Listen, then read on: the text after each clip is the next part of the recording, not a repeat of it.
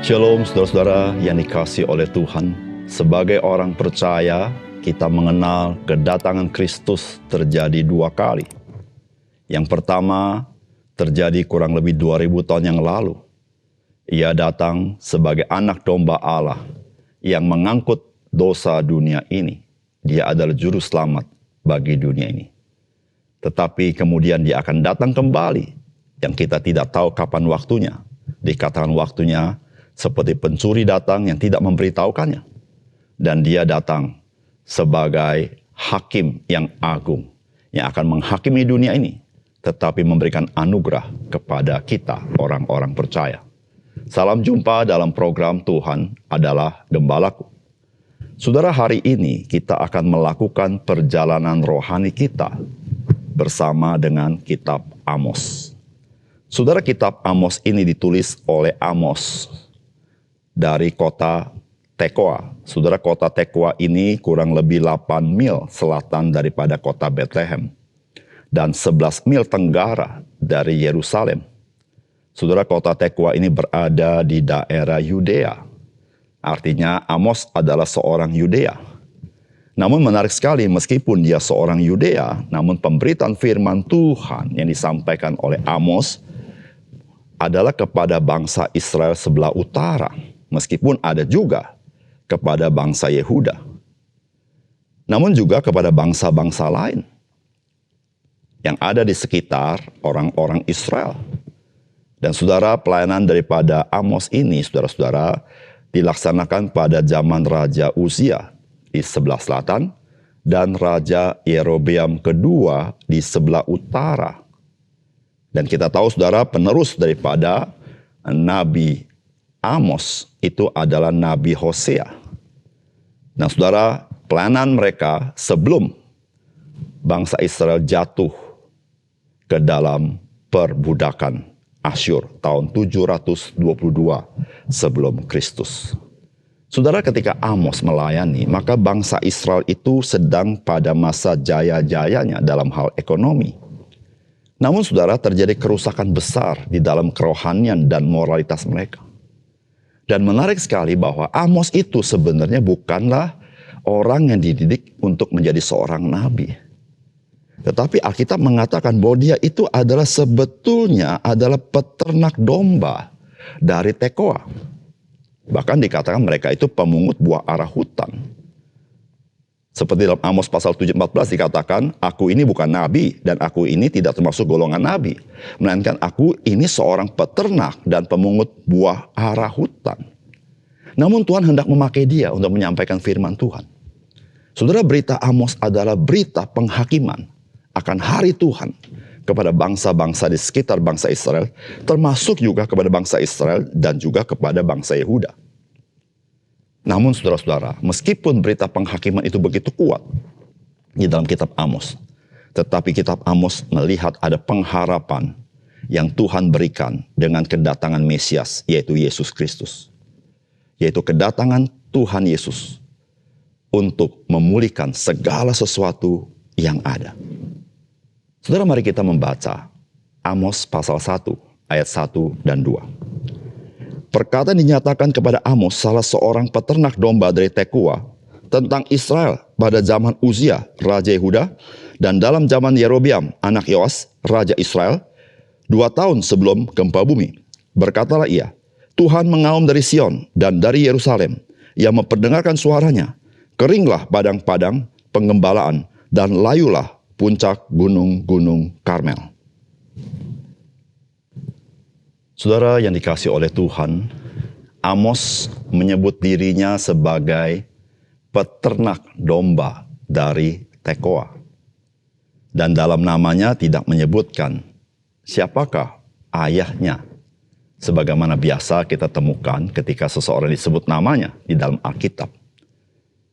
Ada kemungkinan bahwa Amos adalah orang biasa. Dan ayahnya juga orang biasa sehingga tidak disebut namanya. Dan saudara, di bagian lainnya disebut bahwa Amos itu adalah pemungut buah ara liar atau buah ara hutan liar, saudara-saudara. Saudara, namun saat Amos menulis kitab ini, ia sedang dipakai Tuhan menjadi nabi Tuhan. Bagi kerajaan utara maupun kerajaan selatan. Dan bagi 3 bangsa tetangga Israel dan 3 bangsa yang memiliki relasi khusus dengan bangsa Israel. Saudara, apakah pesan firman Tuhan bagi kita? Yang pertama, Tuhan memakai orang-orang biasa dengan panggilan kudusnya karena ada misi Allah yang luar biasa, yaitu untuk menjadi saksi Kristus di tengah dunia ini. Saudara, orang biasa, saudara, itulah yang pada umumnya yang ada di dalam dunia ini.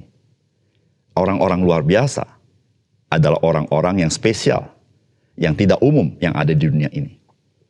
Saudara, menarik sekali bahwa Amos termasuk orang biasa. Tetapi ketika saudara membaca pesan firman Tuhannya, pesannya sangat luar biasa dan sangat dahsyat. Berbicara mengenai penghakiman Tuhan. Saudara yang kasih dalam Tuhan, dari sisi otoritas, Amos orang biasa, tidak punya otoritas pada dirinya sendiri. Tetapi ketika dia berbicara tentang penghakiman Tuhan, maka otoritas itu Allah berikan kepada dia. Saudara, Tuhan memakai orang biasa, dipanggil dalam panggilan kudus untuk melakukan misi Allah dengan berita yang luar biasa dahsyatnya. Saudara yang kasih dalam Tuhan, itulah yang terjadi kepada rasul-rasul Tuhan Yesus.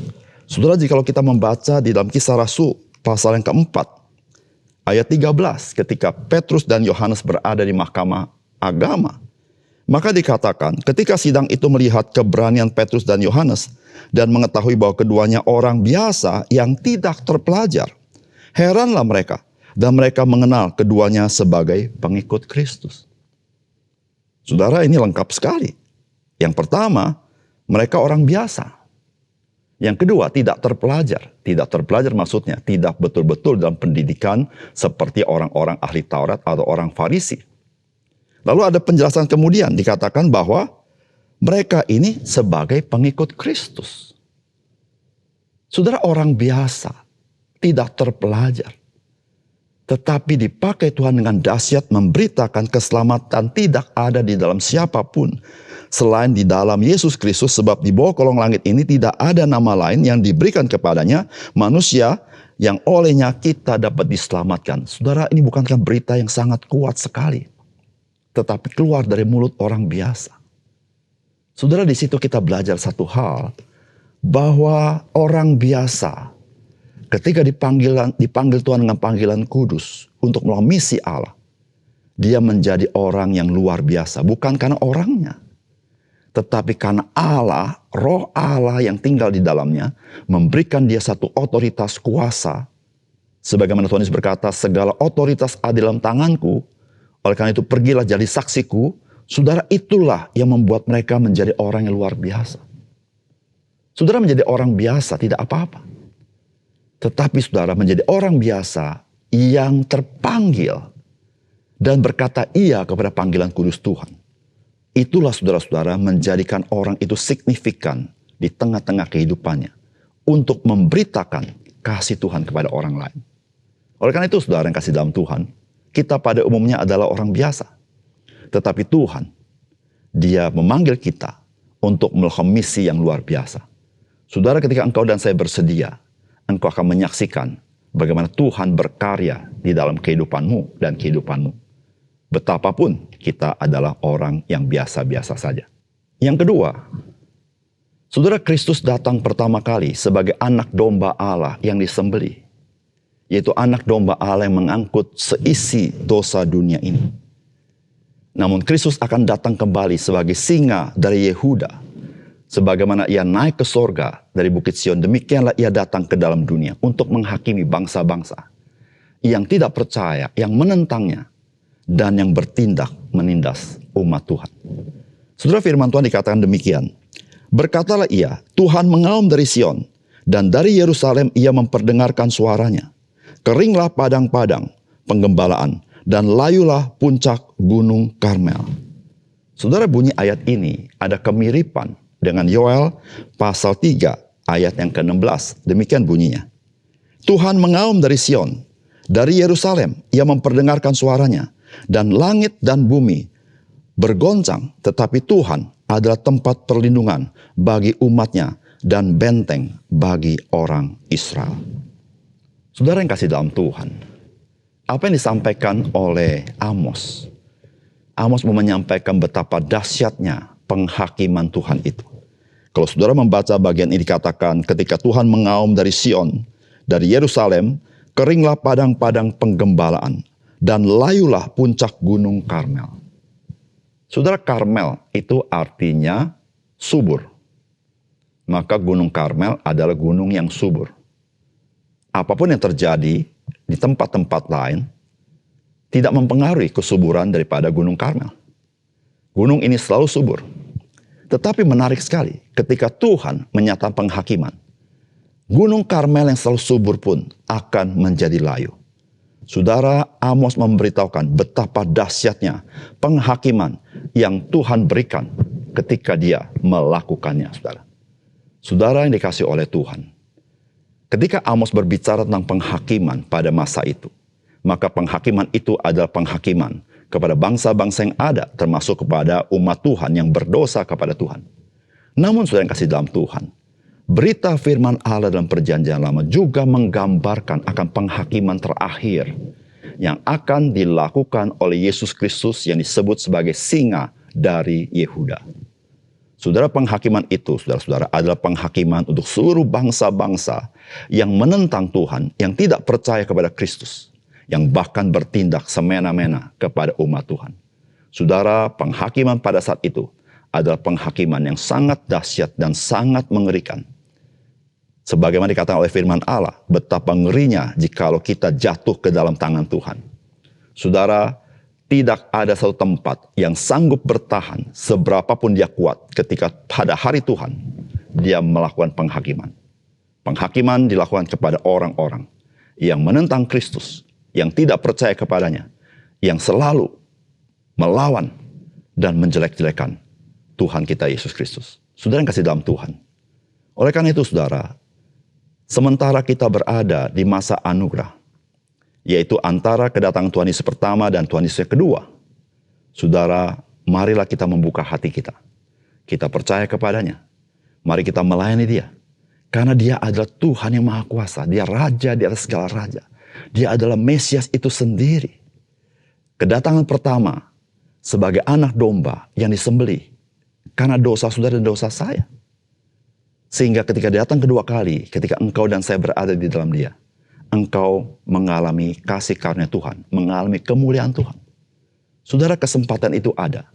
Dan jangan sampai kita membuang kesempatan yang Tuhan sediakan kepada kita. Mari kita berdoa. Bapa surga, terima kasih untuk kebenaran firman-Mu. Kami bersyukur karena Tuhan, Engkau adalah Tuhan yang luar biasa. Sehingga Engkau memakai orang-orang biasa untuk menyatakan betapa luar biasanya Tuhan. Tuhan, tolong kami supaya kami yang hari ini masih hidup dalam masa anugerah, kami tidak menyia-nyiakan kesempatan untuk kami buka hati, percaya Tuhan, melayani Tuhan, dan memuji, bersyukur atas segala kebaikan Tuhan. Sehingga ketika Tuhan Yesus datang kembali, kami boleh melihat kemuliaan Tuhan dan bersama-sama dengan Engkau di dalam kemuliaan-Mu. Terima kasih Tuhan. Dalam nama Tuhan Yesus kami berdoa. Amin.